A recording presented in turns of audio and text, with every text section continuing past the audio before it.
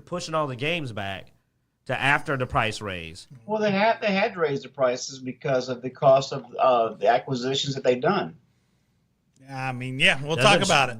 All right, let's see. Yeah, that's everything that we have on our list so far, unless something comes up mid-show to add on to the list. But Q, give a few minutes for people to start coming in. It is 3:32. Yeah, so we tried to get topics that you'd have a little more work with there, Bloodaxe. So we dodged the anime. Yeah. We went pure gaming, and with Game Pass being a big part of it, you and me have been waiting on some of these games, man, because, Xeno, I think he's about to turn his Game Pass. Have you already turned it off, or you still got it? I still got it, but I'm seriously... But me and you are doing it also because of a family plan, but we are losing value, though, because, I mean, there's a point to where we've paid too much for those old games by keeping it for the old games. You've already bought the game a few times over, and I didn't see anything coming. And we're going to go over that in detail. So I'm looking forward to talking about that with all three of us. But, dude, like, September, when we pull up September, you're going to be like, wow. Like, September's a waste of time. I'm bad about keeping a lot of subscriptions because of the show and everything. But, I mean, at some point, there's no value in it. And you guys have it, so. Well, August's not looking good either. So, yeah, I mean, I'm just really curious how they're going to compensate me for my August I mean, at $20 a month for me to get my PC stuff. Well, no, I mean, PC alone I thought was only like $12, wasn't it?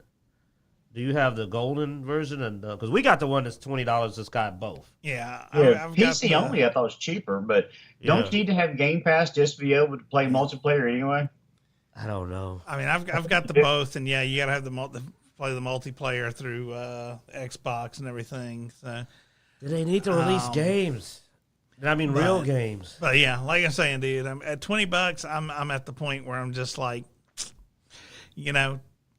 I need at least a game every other month that I want to play. I was willing to wait, like you said, like 2 months. Max, that's about right. Like 2 months, but like I'm not getting.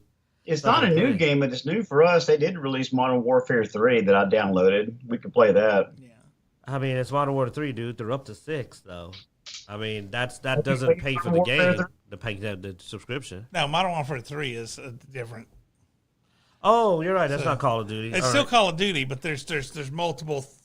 There's Black Ops 6. There's Modern Warfare. There's World War II. I mean, you want to do PvP because the Modern Warfare and Call of Duty are very competitive, man.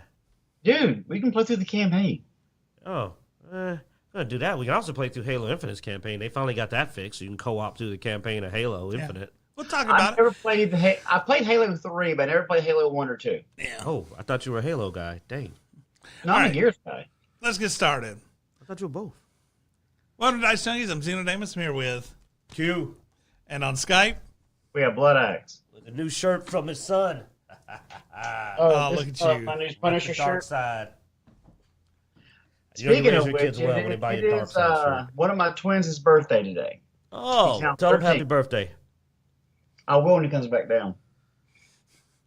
All right, so I guess we'll get started. Let's. We have one. Most of our stuff is game based today. We have one TV based opportunity, and that is to talk about Games Workshop, and so it's game/TV at that. Games Workshop confirms rumor that Henry Cavill's Warhammer 40K production at Amazon could be scrapped. From what I've gathered from reading on this and looking into it, is basically it hasn't gone anywhere yet. So I mean, it could be scrapped because they haven't found even found all the people to get started.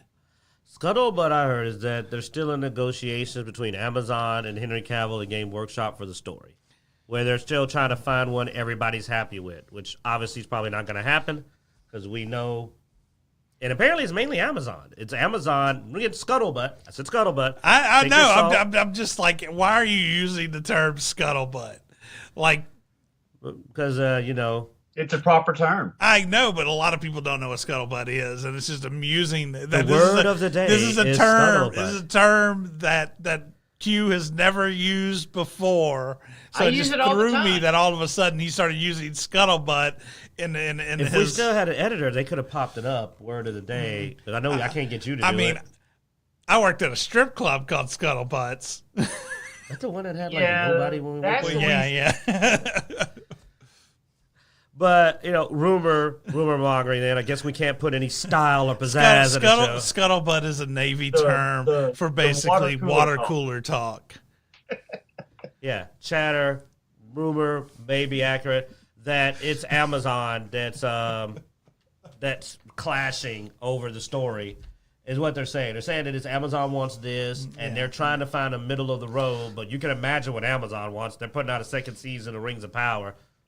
So who knows? But I think the due date is December. Like they have to get it hammered out. I think by December is what one person was telling me yesterday. That looked it up.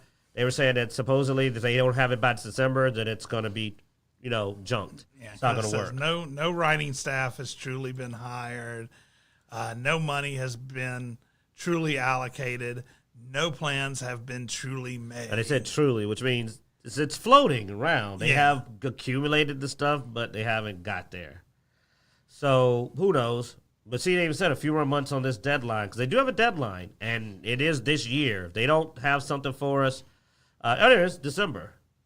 Yeah, that's what I thought, December. So he was right. So they don't get this hammered out by December, you're not getting your show. And honestly, fingers crossed they don't. Because if Amazon was asking for something reasonable, Cavill would have already okayed it. I have to assume that the debate, I don't like to be the doom and gloomer all the time, but I got maybe devil's advocate against me here, help y'all out, cheer you up a bit, but probably Bloodaxe is going to back me on thinking if we're this far into it and they've been working on this for this long, it was a 12-month thing, which means we're 6 months into it, and they're still debating the story and going back and forth. That means that somebody wants something that's got to not be good, and that's why they're fighting over it. What do you think, Blood? Well, I think a couple things. Number one, I think deadlines spur action. So if they're going to get it done, they're going to get it done. But I also think with the way that The Boys season 4 has gone and or the lack thereof, and with the success that we've had of Inside Out 2 and Deadpool and Wolverine, giving fans what they want and sticking true to the source material has turned out audiences. So and this is just reckless speculation, I don't know anything or I haven't done any deep dives, but, Henry Cavill played The Witcher great until they messed with his character, then he bowed out and it fell apart. Because he is just as much of a geek about this stuff as we are. Hell, he's missed a couple of interview opportunities because he was too busy playing tabletop games. So the fact that he would probably dig his heels in because he was tired of being hosed over with some of his other projects would make sense. I wouldn't want to start something after I've been hosed over before if I knew that it wasn't going to be true to the source material because it's going to be my face and my work on the project. And if he's doing that, then I would rather not have it than have another Rings of Power like series for something that we're passionate about. If they had done a really good Rings of Power series that was true to the Tolkien source material, we all would have enjoyed it, even though it would have been completely new stories. Mm-hmm. And same thing with Warhammer 40K. I know entry-level knowledge, and I know enough about it that I would find it interesting. I would want to watch it. But also, I'm not going to want to watch something where we have a bunch of purple-haired Inquisitors running around either. That's just not that's not going to be true of the source material. So, if he's balking at signing on because of not having the project run the way that it will make it successful, then I'm all for it. I would rather not have it than have a crappy version. I agree, man. And just to give a short interaction, to give an example, I'm a Tyranids guy and Necrons, both groups that are genderless. So I was having a conversation with the Warhammer fan yesterday, and we were talking about this, and they're a huge buff, but they are also of a very different opinions on a lot of things than me, if you can probably put that together. And And I told him, I said, dude, the Sisters of Battle are hugely popular. Why don't they just use the Sisters of Battle? I said, I'd rather have a whole series about them. I like them. They're a very popular faction. And I kept trying to explain to him that I just didn't understand the bad business move of changing the Custodes instead of using the Sisters of Battle, a really popular faction that more people should know about. If you don't know about the Sisters of Battle, you should look them up. Their stories are amazing. They are easily some of the baddest ass out there in 40K. They have whole armies. They have their own splat book. Well, I mean, the problem with that is, and I'll tell you why, is because then they'd still have to break lore because they can't be one of the baddest. They have to be the baddest because they're women. I think they are. Do you know that one time they prayed a dead sister, the Sanctus, back to life? She was dead. I think it's the only time this ever happened in 40K that they prayed her back to life from death. Well, the thing is yes, you can make that argument, but then other people can argue other things. But that's called discussion. It is what you want, but it's not what they want. And that's the problem, because this person who was a fan of Sisters of Battle and knew I was right would not accept the idea that changing the Custodes was a bad idea. And I said, but dude, if you want female representation in 40K to be more forefront, use the popular faction that would succeed. Why do something that would fail? And then I realized this is the problem. He couldn't give it up. He could not give it up, even though I was making 100% sense, and he had no counter argument. Because he said, well, it's just people being like this. They shouldn't be this pissed off about it. I go, but they are. And they didn't have to be. So from what I'm reading on this, it does sound like when they made the agreement a year ago, they basically put Henry Cavill in charge of getting the writers and all that stuff so that he could keep it to.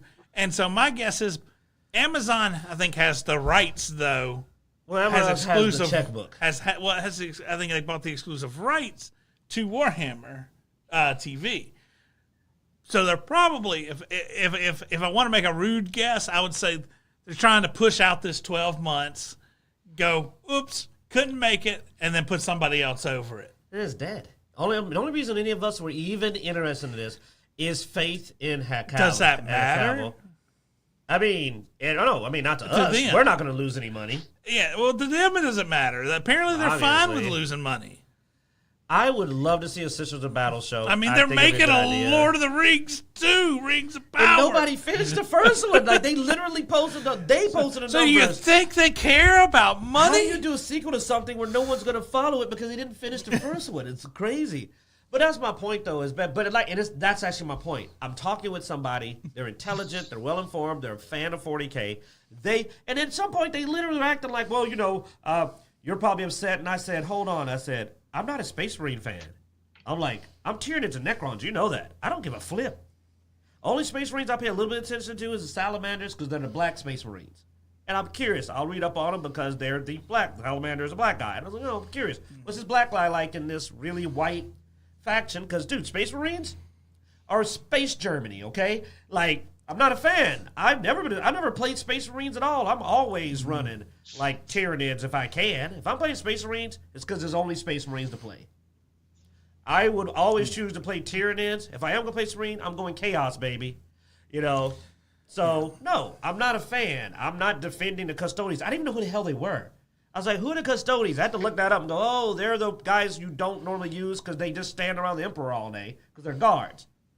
And I'm like, I don't even want to hear their story. I want to see Sisters of Battle, Salamanders, or give me some Chaos Space Marines of Khorne, baby. You know what I'm saying? Like, I don't even care. Yeah. So, but I mean, without even having writers and all that stuff, even if they got everything together by this December deadline, I mean, Henry Cavill has plenty of time to take care of his on the way baby and the Highlander film, because it's going to take him over a year to write this stuff and get everything prepared anyway, most likely. I mean, I don't see them even starting production on this till 2026. Well, I mean, it isn't the first time we've seen creative differences cause somebody to get sick and call it quits, even after just restarting. Imagine you just started up a new channel and then you already are quitting. Yeah. Segway.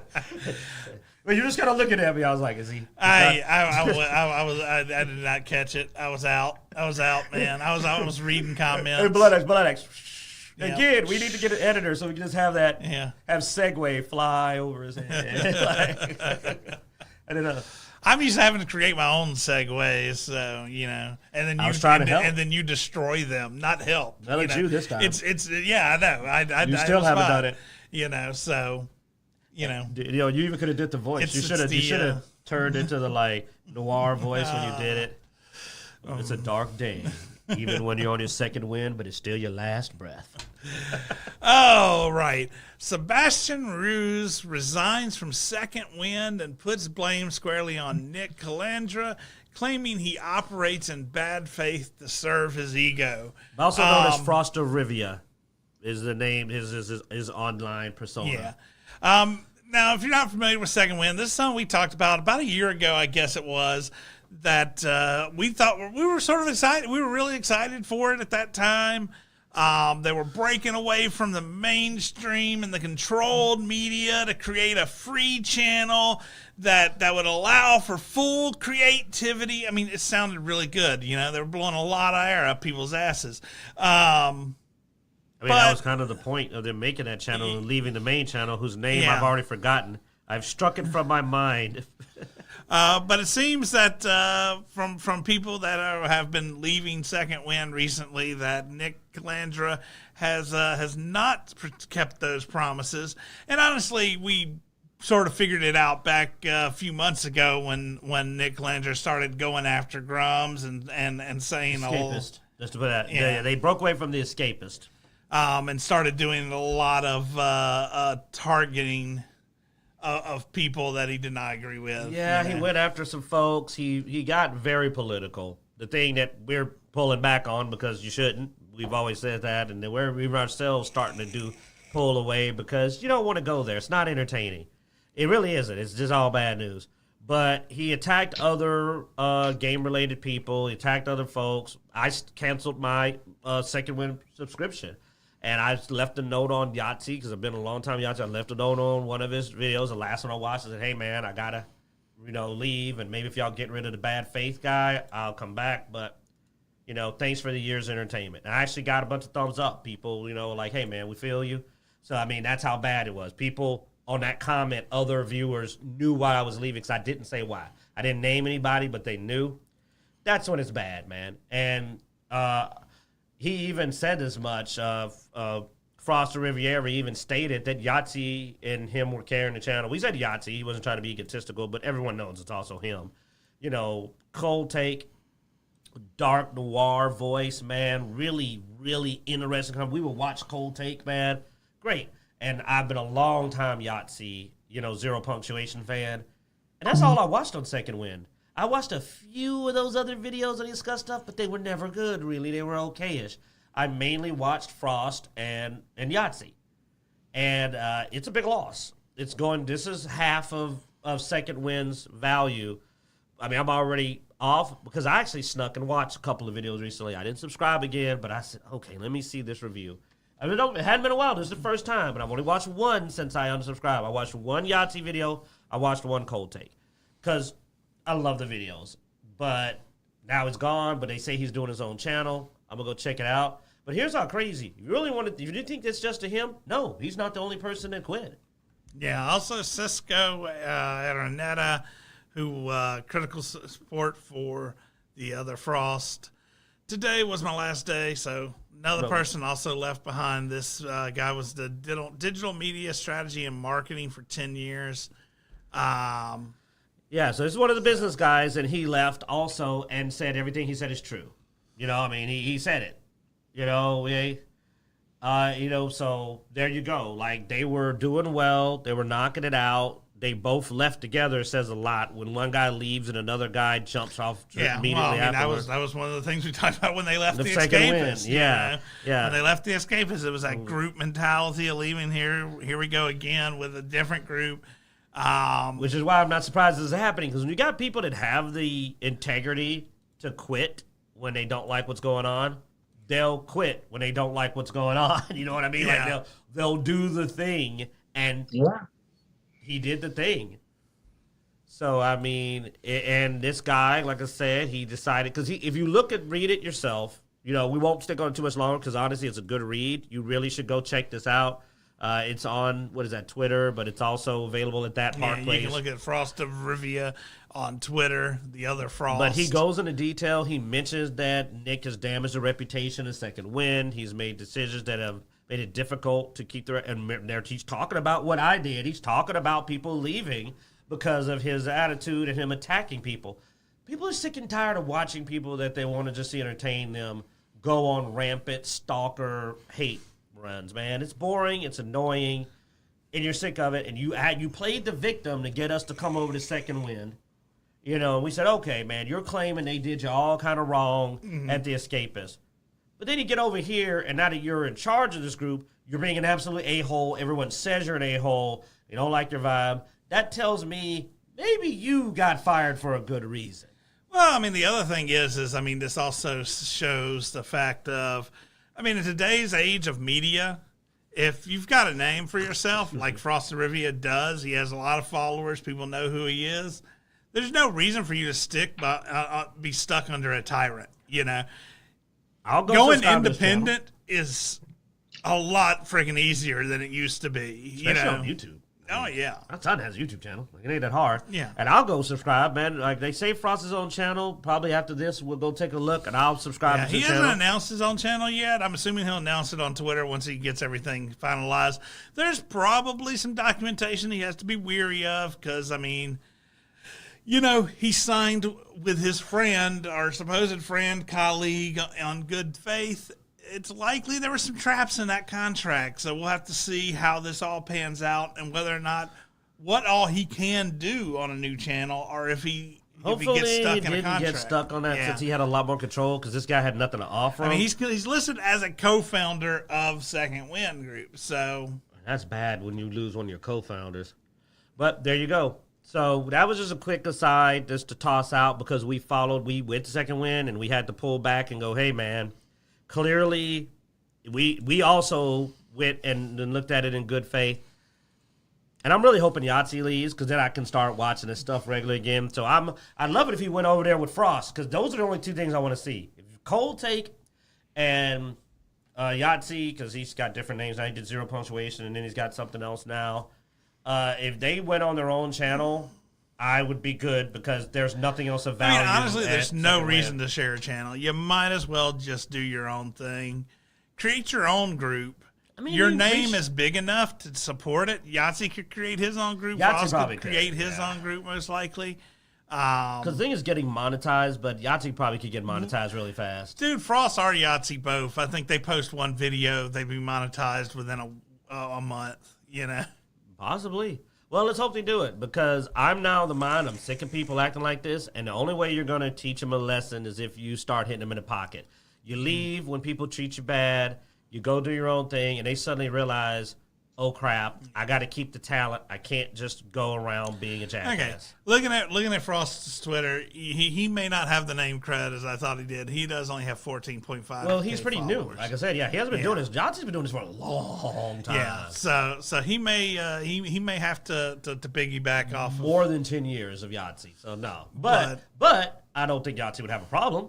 And if they got a channel together, Frost could continue growing. But then again, I've seen his North stuff. It's really good. Really is. I really don't expect it to be that hard to elevate. Yeah, but we're also the target group. Yeah. We're going to love the noir. We're the target group. You got to remember, we're not the main body of the demographics out there for YouTube. So. Yeah. But Yahtzee stuff is animated. So my son has watched Yahtzee. It hits a couple more groups. Because of its style. It's very well done because it's really for adults, but it's animated, so it still draws a younger crowd in, too. So it just hits really well. H. Y-A-H, if I remember correctly. Or I don't know how to spell Yahtzee. Yahtzee Croshaw. Let's see. Yeah, he has over 150. 10 times. Or almost 150,000. So, yeah, like, he's got a pretty big. That's on Twitter, and I don't even know why you'd follow him on Twitter, man. I'm in it for the shows, so. I'm curious. Second Wind has only 25,000 followers. So Yahtzee. So Yahtzee, oh my God, he has. Yeah. Wow. Yahtzee has five. Five's more accurate. Yeah. 5 times. Close to 6. 6 times the whole. Yeah. He has 6. somewhere. Yeah, close to. Between, enough to be between 6. 5 and 6. He has 6 times the followers of the entire channel.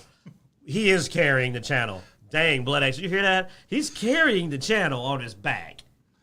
So they better not piss off Yahtzee. Like, he pisses off Yahtzee, Yahtzee can leave and probably have more people, you know what I'm saying, or get all his people back immediately.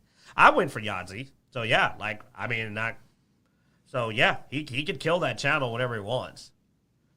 Yeah. Which I hope he does. I don't like people attacking people, man. Like we talk crap, but we don't even go on anyone's Twitter. We've never posted anyone. We don't even post to KK's Twitter, man. You know, we're not gonna harass her. She messes up a show we like. It's just a TV show. We're freaking adults, man. It's like you're not gonna harass a person, attack them, make realistic accusations. We say crazy crap that's obviously not true. We're like, oh, she stabbed a Wookiee. You know, like, you know she didn't stab a Wookiee. Wookiees aren't real. But, you know, this guy was accusing this man of abusing his employees. He accused Grums of a lot of messed up things that are potentially, like, suable or law. Like, if they were to be believed by people and they filed, you know, especially when you get into that kind of accusing people of almost criminal things. I really despise that kind of behavior if it's not valid. But, hey, you know, sometimes people get caught doing things without being accused, but they don't realize how much we hate Sweet Baby Inc. All right. Spitfire Interactive responds to its tactics game Capes being added to DEI Detective website after it consulted with Sweet Baby Inc. Now, the reason why it had to respond to this was because they tried to hide it. Basically, they made sure, you know, Sweet Baby Inc. did not add this to the website. They made no claims of working with Sweet Baby Inc., but... And they still didn't name Sweet Baby Inc. as the consultant company. Well, this is the screenshot, so they did show Sweet Baby's icon in the end credits. I thought they didn't even show the name of the company. It didn't matter, though, because a lot of people recognize the names. Because, like, when I was hearing about it, people are like, they literally recognize the names of the people. But, yeah, so, I mean, it was listed in the credits, but it was the end credits. That people skip. You know you hit start, everybody. We all hit start at the last screen to skip the credits. Well, apparently they don't know how much people hate SBI because people watch the credits. Well. To find this in the credits, man. And that's just wild that they watched it to find it. It was a scroll, so you had to be paying attention. Somebody sat through the credits, saw this, contacted Cabrutus, and said, yo, man, SBI. So it got posted to SBI Detected. And they are mad. But, yeah, the end credits was taken from Christopher Odd, who did a play of this. And basically... It scrolled through, you know, the consultant. People watched the... that's wrong logo. No, that wasn't it. There it is. There it is. and I mean, you got to think that you can't hide this baby. Because here's what makes this impressive. Bloodaxe, it's time to put our business hats on. What is this going to do for all future games, when, you know, now that people know to watch the consultants? Well, people can start, number one, doing more research, looking into it, because now they're trying to hide it. But what I think is going to happen is actually people are going to stop even consulting with Sweet Baby at all, because they know that people are now intentionally not even getting their products because of their relationships together. The fact that they're even starting to try to hide or to obfuscate the public on who they're working with shows that, you know, people are waking up and they're not paying attention to who's actually participating in the products they're consuming.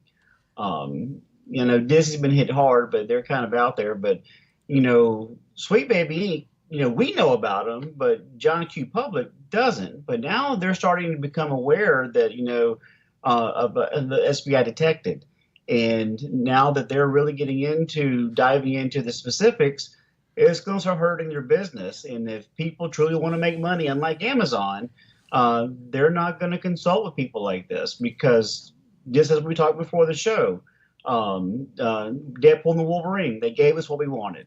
Yep. And it's been a massive success versus some of the other Marvel Phase 4 and Phase 5 things that seems like they had consulted Sweet Baby Inc., which were very non-successful.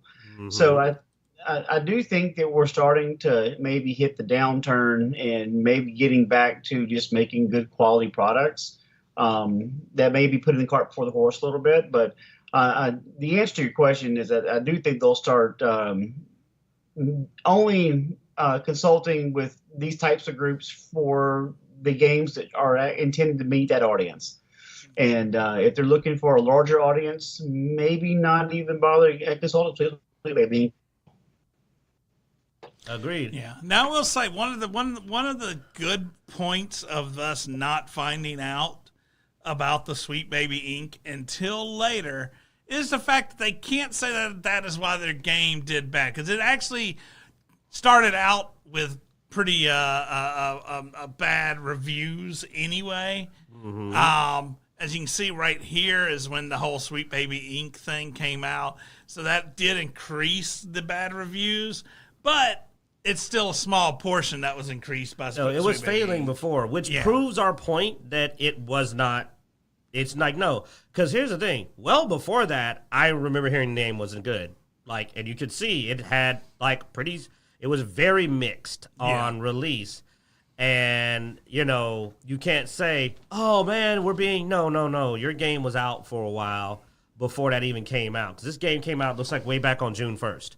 So the game died or was dying before that came out. This just shows why, It points to, okay, or possibly why, let's be fair, that maybe they made some changes to the game that cost the game some qualities like likable characters. But actually, most of the negative reviews we're seeing are about the gameplay being bad, But let's be real, that's not uncommon either. For some strange reason, the companies that often consult with SBI do not seem to care a lot about the gameplay. Isn't that weird, Bloodaxe? For some reason, they don't seem to really care about if their game plays well. It's like that's not the point. And it's just, that's the thing. We just looked at the reviews before he pulled that up. They were all saying bad controls, bad tactics, glitches. So, there you go, man. Maybe, it's not even maybe that SBI ruins games. I will say that. I'll devil's advocate myself. Maybe it's not that SBI ruins games. Maybe it's an indicator of a game that doesn't care in the first place. I mean, let's be honest. When this whole thing came out, the game was already only averaging about a peak of 33 here. 3,300? No, 33. Oh, wow. I just looked. The all-time peak is only 664. The current 24-hour peak is 24. So these games bomb on their own. Yeah. Because, look, the numbers haven't even gone down as significantly. It's been averaging. Because it's still at 24. It only went from 33 to 24. Yeah. It's been averaging trash. Basically, on the day it released, it hit its peak, and then... Oh, my God, and it dropped... No, Bloodaxe, look at that. 664 people must have bought this game. Yeah. Because it hit 64 on the very first moment, and then just immediately people stopped playing. Yeah. Like immediately. Just people turned it on and then just turned it off. They had to refund.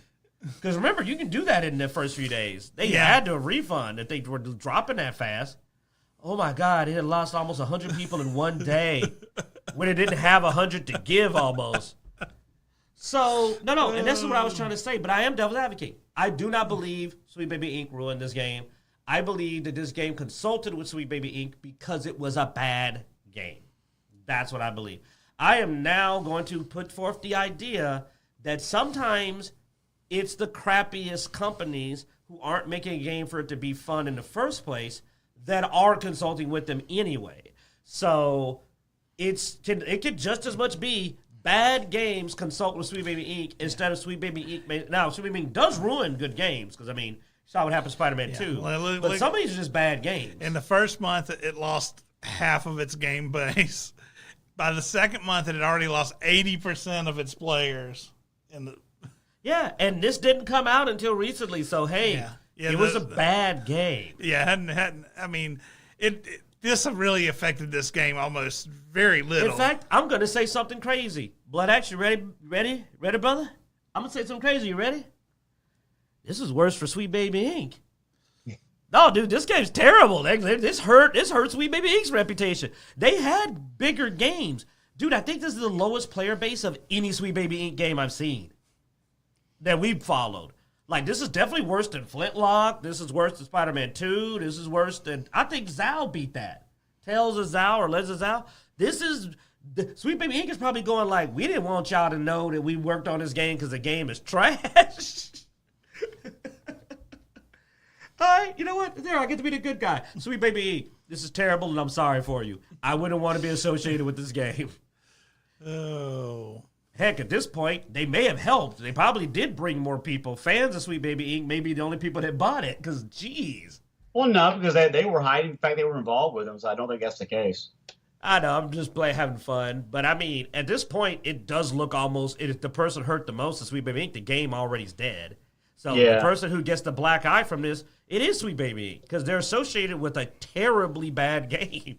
Yeah, and I just checked Sweet Baby Inc. They're still not listed as consulting on this game at all. They're not listing anything, dude. They stopped listing almost all their projects. I think we covered it a little while back. Yeah, they're hiding. Oh, yeah. I mean, dude, I mean, honestly. We're all pretty sure they worked on Concord, but I don't know if that's been confirmed yet. I mean, you don't really. Pretty sure they did, but it's not listed. People to know. Yeah, I'm pretty sure they did, but it's not listed. Well, as we know, because we've heard of this happening with the Flintlock company, we already covered it, this probably means there's going to be some layoffs at that company. But they're not the only one. Big companies are doing it too for some reason. Yeah, so Bungie has laid off, let's see, we've got the 220 employees and then moving 155 employees to Bungie's parent company, Sony Interactive. So, I mean, I'm thinking Bungie's probably just going to disappear at this point. I mean, that's... Looking at this, that's almost 10%, somewhere between 8 to 10% that's going to Sony. You fired 17%, and then you handed over another 10%. 8 to 10, so at least 25% of the company is gone. That's big, dude, a quarter. Yeah. Of Bungie. That's what shocked me. I'm like, I thought Bungie was doing so well. They were like, we don't need Halo. We don't need Xbox. We was Sony. And then you look up and they're like, we fired 17% of our staff and we're sending 155, probably the best ones, you know. Sony may be gutting them. Because these 155, why would Sony take in 155 people that aren't good? They're probably gutting the company. And if they're gutting the company, then Bungie's probably going to be gone soon. You're absolutely right, Flynn. You know, they overpromised, underperformed. I mean, the best way to put it is, I don't know Destiny 2's numbers, but I don't think Destiny 2 has yet to hit Halo numbers. So they literally left this massively successful IP to go work on something that underperformed under Halo. So by this, I don't know that for sure. The 220, roughly 17%. The 155, roughly 12%. Now, I'm assuming that 12% is of what's left after the 220 were removed. It makes that 155 to be 12% of the company is integrating into... Well, yeah, what's left that would be. So if you round it up, it's actually higher than we did. So, so 29% of the company, I know that's not exactly right. That's not how math works, buddy. 25 was closer, my first estimate. About 25% of the company is no longer with Bungie. Worse, they invited a few people over before I'll let you cover this one. I want to see Bloodaxe's reaction to what that guy did with had a few people over to check out his new cars. Got the cars, What? Several of the people that got terminated posted on... that. Yeah, you can tell that. You were the one that told me. Several of the people that also were terminated were complaining that they had been invited 2 days earlier by the owner over to his house to look at his collection of new cars that he had just bought. Like $2 million in fancy classic cars. Knowing that they would be fired 2 days later. He literally showed off his new stuff to people he was terminating. That's wild. That is wild. Now, you could cover the theory of who's being terminated. Yeah, now the Park Place Now, Blood will love this one at least. It's the only good says that multiple, and the reason why I looked at it as the people being laid off is this is something that was just thought of because if you look at a lot of the people who have posted that they were laid off of Bungie, a lot of them fall into the DEI category, and so they are saying that. And they were defenders of Sweet Baby Inc. If you pay attention to their Twitter feed, Sweet Baby Inc. defenders laid off as part of Bungie's massive downsizing. So, and they posted several of the Twitter feeds of the individuals being laid off who have supported things like DEI and Sweet Baby Inc. So. But then again, at the same time, I'm like, they could just be the, victims. I mean, when you knock off 17% of your company, it's a good chance, out of 220 people, that some of them would be aligned with this. So I don't know how much of that is true, but they have dug up several of the people who have been removed, and they were. Supporters of Sweet Baby Inc. So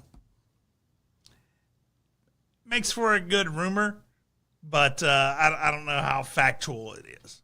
Well, you know what? They can work on capes too. What's that? They can go work on capes too.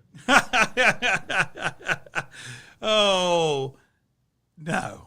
I mean that's a waste of time, man. Come on, even for them. Supposedly, some people claim that Destiny is the second best-selling FPS series of all time, but then other people say that Halo actually has outsold Destiny.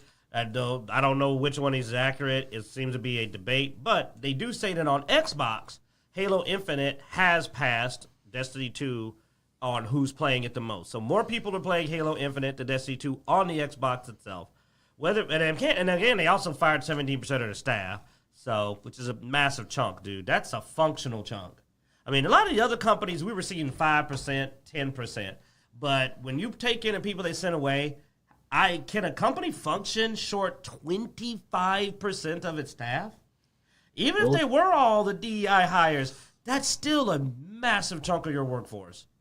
I just don't know. And you're doing a live service game, which requires a lot of maintenance. Normally, live service games have around-the-clock maintenance being done. This says insiders say Bungie's latest layoffs were an inevitable result of over-promising execs. That's what Flynn said, in the chat.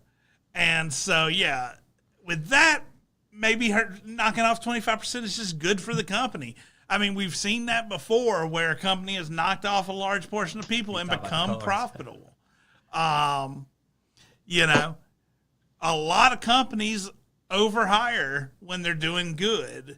And, when it comes down to getting functional, a lot of that dead weight needs to go, So, I don't know. Yeah, it looks like that their last few games didn't sell as well. So they're probably being propped up by Destiny 2 at best. And, he seems to be right, saying that they knocked a lot of people out to generate money. That's how you do it. You fire people to sit up there and go, see, now we're profitable again. Yeah. Except that if they're canceling projects and they're this short of staff, they're going to have to die on that Destiny 2 hill because it's going to be hard to make the next game when you've gotten rid of so much talent. I mean, I just can't believe that a few people they needed weren't in it. In fact, I think the 155 were actually taken by Sony, not sent over. I believe Sony said, these people here, those guys, yeah, that's a possibility. Here. But like I said, I see this as being more likely than them just getting rid of. Now, when you're looking at people to fire, I mean, you're going to go for people that aren't helpful, yeah. Yeah. So, like, who's this person that keeps putting together what, and we're having to go through sensitivity? Okay, get rid of all them because that's not working. But I have to just think that there's got to be someone in Bungie, if not the entirety or the majority, who is just sitting there thinking, we should have stayed with Xbox. Because if you think about it, Destiny 1 and 2, we're doing well. And yeah, people complain about the firings at Xbox, but dude, those are small groups that weren't doing well. I don't care how much you love Hi-Fi Rush. They wouldn't have fired Bungie. But from the number of indie companies I've seen that have listed, previous creators of Halo, and I don't know if anybody from the original Bungie is even there anymore. If they were, they're at Sony now. I mean, they were just probably taken. That's what I was saying. So, yeah. But if they stayed as a whole, given that they keep letting this other company screw up Halo games, they definitely would have kept Bungie. They haven't fired the idiots who screwed up Halo 4, 5, and Infinite. Do you know how long it took for Infinite to get a co-op campaign? Halo took like more than a year to get their co-op. I have played Halo co-op with friends every time it came out, and I was looking forward to playing Infinite with somebody. I was going to make Xeno play with me or make Bloodaxe play with me, but it wasn't available. And by the time it came out, I had forgot Halo Infinite existed, and then I suddenly saw somebody going, "Hey man, this co-op's pretty good," and I was like, "Oh, there's co-op now." I don't even know when it happened. Yeah, I will say I played Infinite during the early stages when it was all versus and it was all right. I liked the campaign. I thought the campaign was okay, but it would have been more fun with a friend. I love playing it on the highest difficulty with a friend. It makes it gritty, it makes it fun, it makes it interesting. I would have loved to have done it. Now I don't know if I care anymore. But I believe Bungie would have, done a better job. It would be like Gears, where it's still a very live franchise. And they still could have did Destiny 2. You think Xbox needs a live service game that's successful? Xbox needs a lot of things. I don't even have to do the segue. That's right. They really do. Oh, wow. Well said. All right. So let's see. Which one do we want to start off on? There's a lot of trash to work with. All right. Let's start with Stalkers 2. Stalkers 2, new release date. Risk dulling its edge. I don't know if it risks September to November. Edge, but I think it risks dulling the edge of Game Pass. We already haven't really had... I haven't had anything on Game Pass. I feel like I've paid the last 6 months with really no return. Bloodaxe, has anything came out in the last 6 months that we would consider a major release? Major release? No. Yeah. No. I've played a handful of games. They were only $30 or $40 games. I didn't complete the majority of them.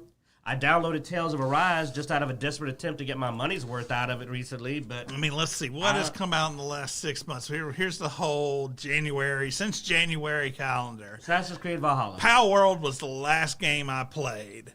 Yep. Assassin's Creed Valhalla wasn't a new release. That's an older game. Assassin's Creed Valhalla wasn't bad. Yeah. Power World was pretty good, but it also was so cheap. We just bought it on PC. Like we went and got it. That's right.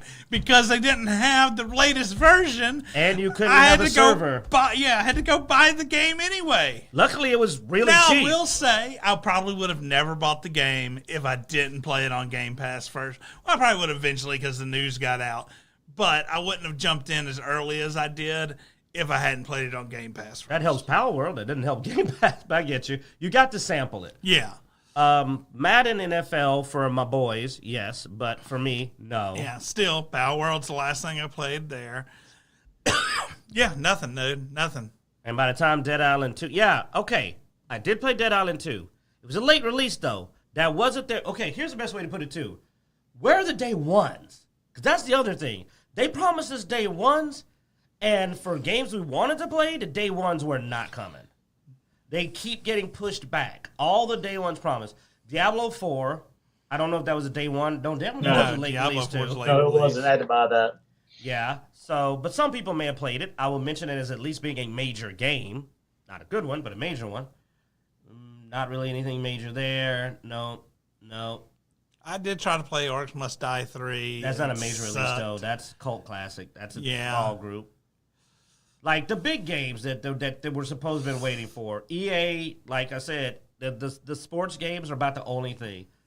Immortals of Avenem has been re-released and been out for a while. That was just another EA play, so that's not a big one. Sinner's Saga did not do well and was only a 4-hour game. But at least people were waiting on it. Lords of the Fallen had already been out, did play some of it. So, you see how these are all, you put a hand on it, but where's the big 2024 game that's going to be at the Game Awards and was a big one that was for Xbox? No. Flintlock, Dead on Arrival, SBI, Kunitsu, Goddess of the Path of the Goddess. Interesting game. cult classic, though. Yeah. It's not going to make the news. Call of Duty Modern Warfare, big game, but a late release. Late release. I mean, it's Modern Warfare 3, but at least it's a pretty big game. And then here's where it gets terrible. They pushed back from September to November Stalker 2.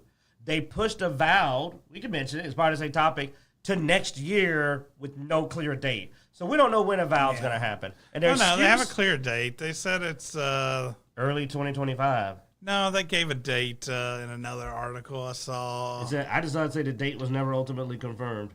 Yeah, there was another one. I thought I grabbed it. It said, here it is. Because it was updated on August. What was this, Stalker 2 or was this? No, Avowed. Oh, okay. Gotcha. This has both of them. February 18th, 2025. Okay, so we're pushed all the way back to February 18th. The game. This is one of this game's first day releases that they literally just put in their friggin' expo, and now it's next year. So this leaves me going. You want to raise the price of this bullshit, and you're not putting out any of your first party day one games you're talking about. They're just not happening. Because look at September. Let's show you how bad September looks here. We got 4 games. And I mean, it's 2 and it's 2 each. We got, for PC's getting 4, consoles only getting 2. So our boy Bloodaxe has a choice between Star Trucker and Age of Mythology Retold. I'm sure there'll be some old games scattered in there. They ain't even worth mentioning, apparently. But yeah. So, but none of these are the stuff we saw at the expo. None of these are the day ones. And now, there's not going to be a day one until October 25th, Call of Duty. And I've been saying, no, it won't. I fully believe it's going to get pushed back also. Not because Call of Duty's going to get pushed back, because for some reason Xbox is pushing everything back. I mean, I think Space Marines 2 was already supposed to be out, and it kept getting pushed back, wasn't it? Bloodaxe? So at this point, I thought it was October, November, but I could be wrong. So at this point, I don't know when a game's coming out, man, that I was waiting to see. So I'm really, because I said Xbox, that site's Xbox about to go on a ridiculous hot streak. Not really. They keep pushing everything back. And it is true. It could dull Stalker's Edge because I got excited, and now I'm just kind of losing that excitement and growing tired of waiting. I'm getting exhausted and starting to stop caring. And that's what happens. You start to lose interest and stop caring after a while, and the game comes out with just like Halo finally getting its co-op took so long, I literally forgot it. Well, they're getting Frostpunk 2, they're getting Star Trucker, and then some other nonsense that we didn't even bother looking at. Star Trucker is you drive a truck through space. It's a flight simulator, except with your vehicle looks like a truck. That's it. No, that's it.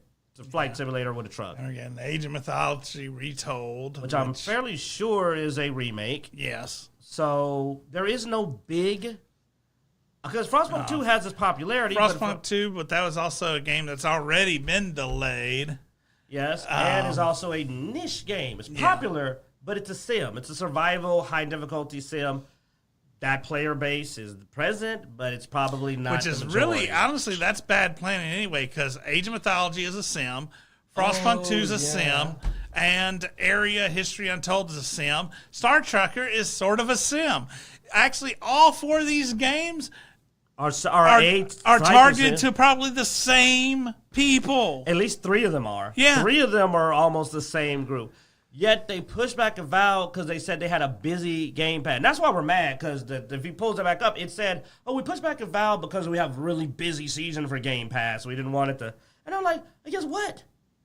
What the heck was coming out?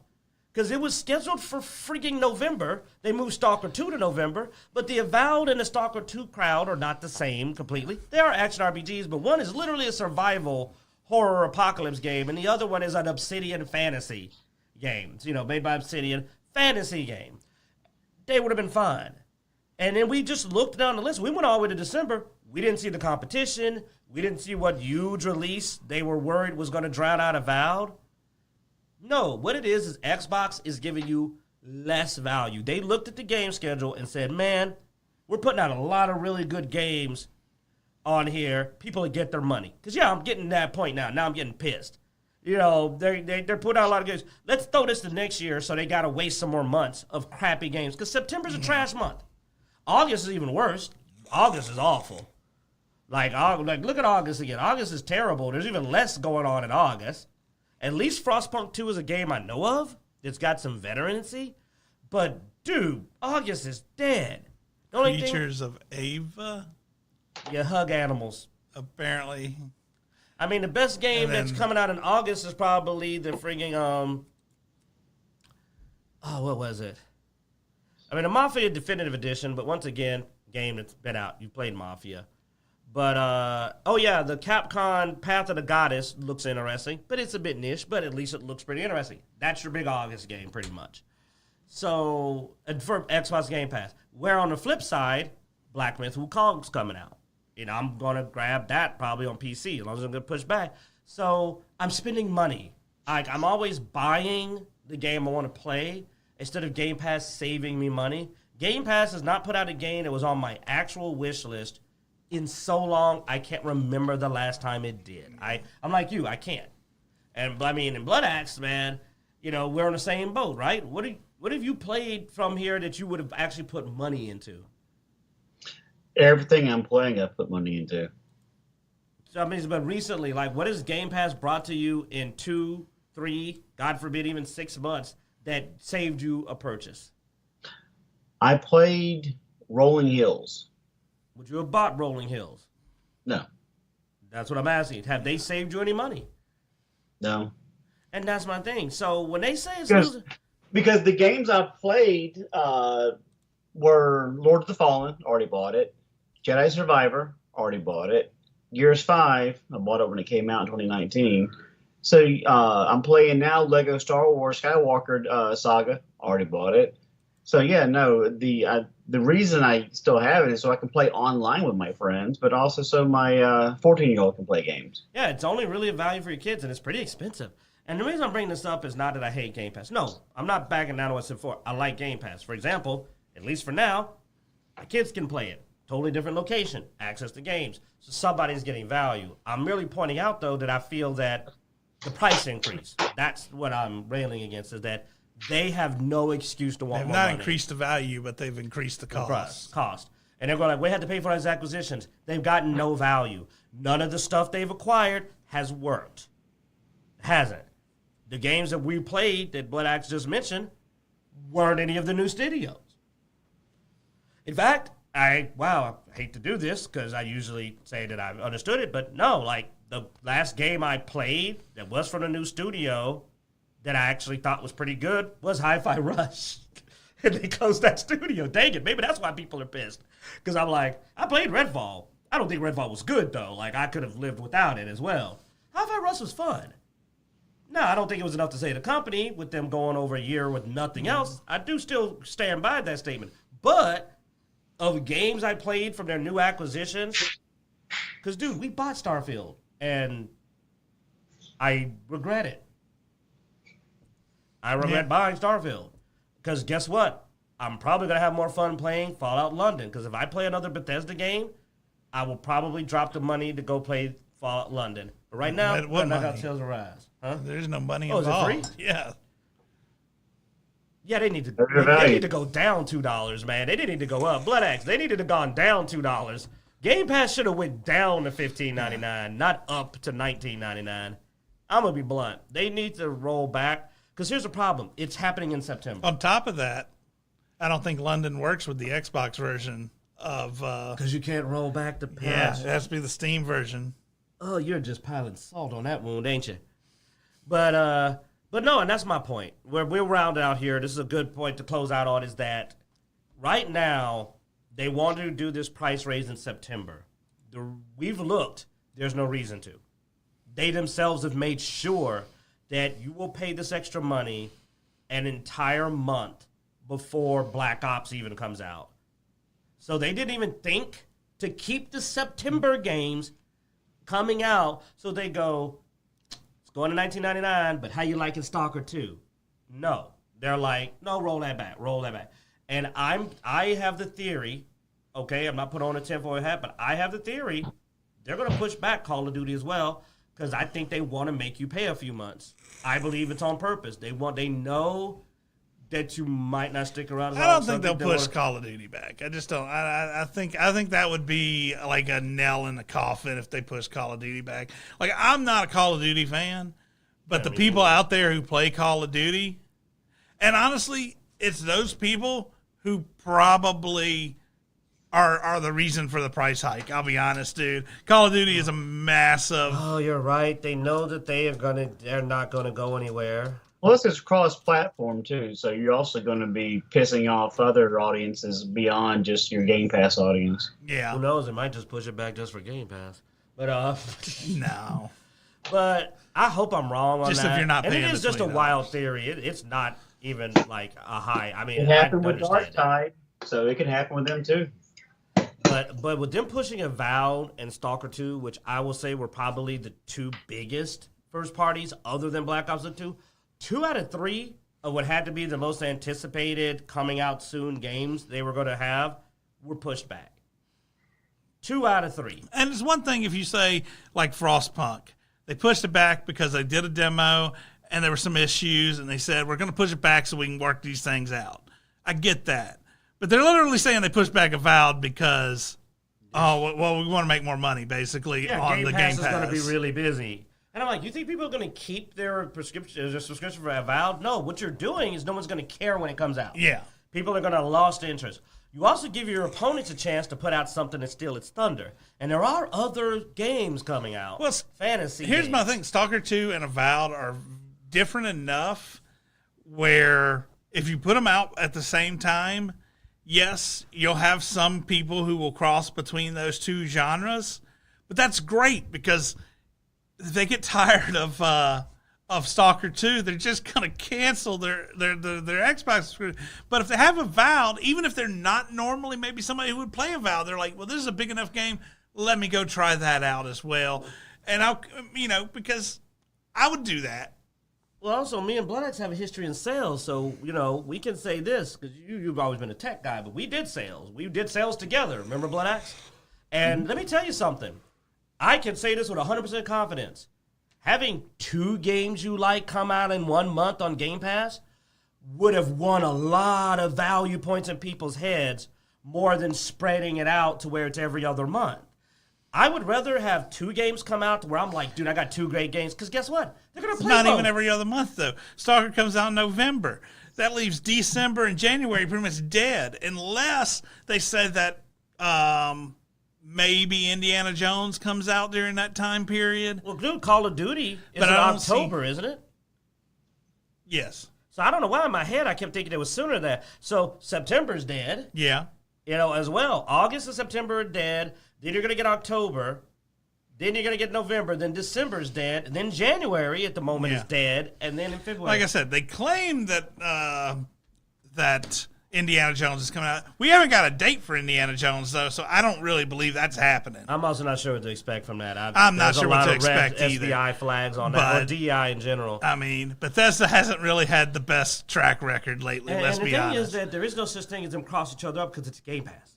You get both games. Yeah. They're going to play both. They're not going to go, I guess I can't download. They're going to download one, then they're going to download the other. Even if they had to do it in sequence, they're going to play them both.